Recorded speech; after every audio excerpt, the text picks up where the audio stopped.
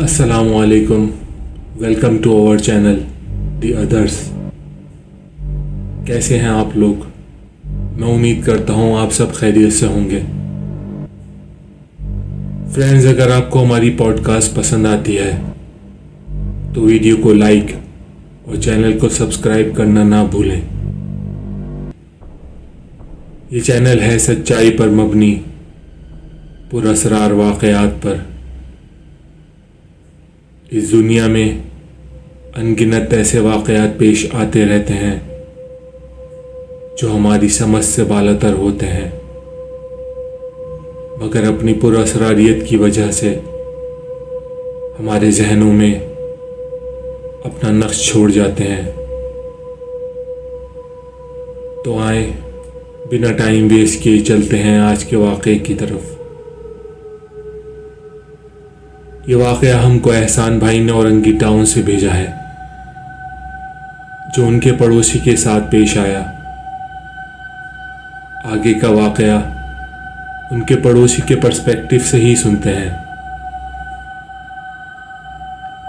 یہ بات آج سے کچھ سال پہلے کی ہے۔ اس وقت اورنگی ٹاؤن میں اتنی آبادی نہیں ہوا کرتی تھی جتنی آج ہے۔ میں پیشے سے ایک کالم نگار ہوں اور ایک اخبار میں لکھتا ہوں۔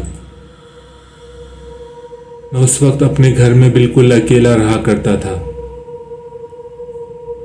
کالم لکھنے کے لیے یکسوئی کی ضرورت ہوتی تھی، اسی لیے میں نے یہ گھر لیا تھا۔ میں اپنے کام میں اتنا مصروف رہتا کہ مجھے کھانے کا ہوش تک نہیں رہتا۔ ہاں، بس وقت کے ساتھ ساتھ ایک عادت پختہ ہوتی چلی گئی، اور وہ تھی چائے پینے کی عادت۔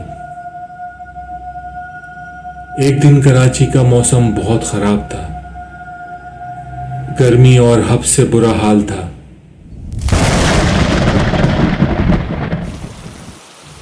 کہ اچانک موسلا دھار بارش شروع ہو گئی جو رکنے کا نام نہیں لے رہی تھی۔ اس موسم سے لطف اندوز ہونے کے لیے میں نے چائے بنانے کا فیصلہ کیا، مگر جب کچن میں پہنچا تو پتہ چلا چینی تو ختم ہو گئی ہے۔ مجھے بڑی کوفت ہوئی۔ کچھ دیر کے لیے میں پھر سے اپنے کام میں مصروف ہو گیا، مگر یکسوئی کے ساتھ کچھ لکھ نہیں پا رہا تھا۔ چائے کی طلب تھی کہ بڑھتی ہی جا رہی تھی۔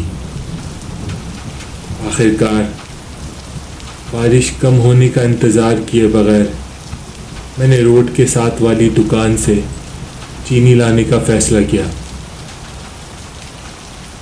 میں کسی نہ کسی طرح وہاں تک پہنچا اور چینی خریدی۔ جب گھر واپس آنے کے لیے ہوا تو مجھے 2 بچے بارش میں کھیلتے ہوئے ملے۔ میں نے ان کو آج سے پہلے کبھی نہیں دیکھا تھا۔ وہ دونوں بالکل برہنہ حالت میں تھے، اور اس سے بھی زیادہ میرے لیے حیرت کی بات یہ تھی کہ ایسے موسم میں جہاں لوگ گھروں میں بند ہیں، یہ بچے یہاں کیا کر رہے ہیں؟ میں ان کے پاس گیا اور غصے میں کہا کہ تمہارا گھر کہاں ہے؟ تو انہوں نے ہنستے ہوئے جواب دیا، وہ سامنے بیری کے درخت کے پاس ہے۔ میں نے دونوں کا ہاتھ پکڑا اور اس بیری کے درخت کی طرف چل پڑا۔ کم و بیش 10 سے 12 قدم ہی چلا تھا کہ وہ درخت آ گیا۔ بچوں نے ایک زبان ہو کر کہا، بس آ گیا ہمارا گھر، اور بجلی کی تیزی سے میرا ہاتھ چھڑا کر درخت کے پیچھے غائب ہو گئے۔ میں نے سوچا بارش اتنی تیز ہے، شاید مجھے اس کی وجہ سے وہ دکھ نہیں پا رہے کہ وہ کس گھر میں چلے گئے، مگر اب جو میرے ساتھ ہونے کو تھا اس کے خیال سے ہی میرے رونگٹے کھڑے ہو جاتے ہیں۔ میں گھر جانے کے لیے جیسے ہی مڑا، میرے پیروں کے نیچے سے زمین نکل گئی نہ بارش نہ روشنی، دور دور تک سناٹا ہی سناٹا۔ مجھے اپنی آنکھوں پر یقین نہیں آ رہا تھا۔ بس تھوڑی تھوڑی دیر کے بعد کتوں اور جھینگروں کی آوازیں آ رہی تھیں۔ میں ایک جگہ جم سا گیا تھا۔ کچھ سمجھ نہیں آ رہا تھا کہ ایک لمحے میں سارا منظر کیسے تبدیل ہو گیا۔ میں نے دل ہی دل میں آیت الکرسی پڑھنا شروع کر دی۔ تھوڑی ہمت پیدا ہوئی تو میں نے چلنا شروع کر دیا۔ کہاں اور کس جگہ جا رہا ہوں مجھے کوئی اندازہ نہیں تھا۔ مجھے چلتے چلتے کم و بیش 2 گھنٹے ہو گئے ہوں گے۔ میں آیت الکرسی پڑھتا جا رہا تھا اور اللہ سے مدد مانگ رہا تھا کہ اللہ مجھے بچا لے۔ اتنے میں دور سے مجھے ایک گاڑی کی روشنی نظر آئی۔ میں نے بنا سوچے سمجھے اس کی طرف بھاگنا شروع کر دیا اور آخر کار میں اس گاڑی تک پہنچ گیا۔ میں نے گاڑی والے کو رکنے کا اشارہ کیا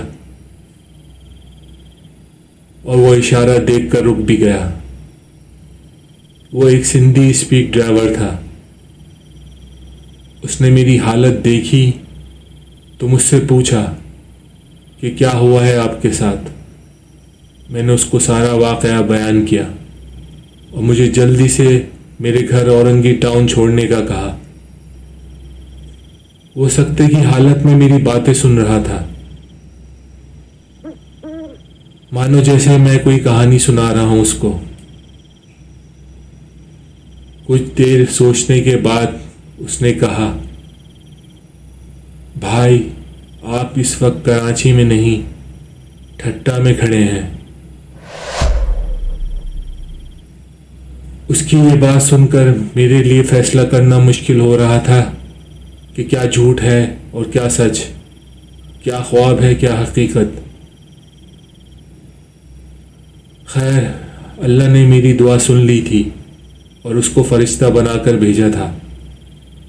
اس نے مجھے تسلی دی اور کراچی اورنگی ٹاؤن میرے گھر تک چھوڑنے کی حامی بھر لی۔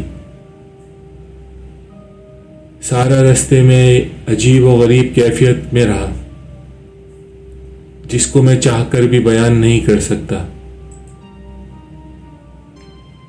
اور آخر کار میں اپنے گھر تک پہنچ گیا۔ جو چینی میں نے اس دکاندار سے خریدی تھی وہ اب بھی میرے پاس تھی۔ میں گھر پہنچا اور اللہ کا شکر ادا کیا۔ وہ چینی ٹیبل پر رکھی اور بے ہوش ہو گیا۔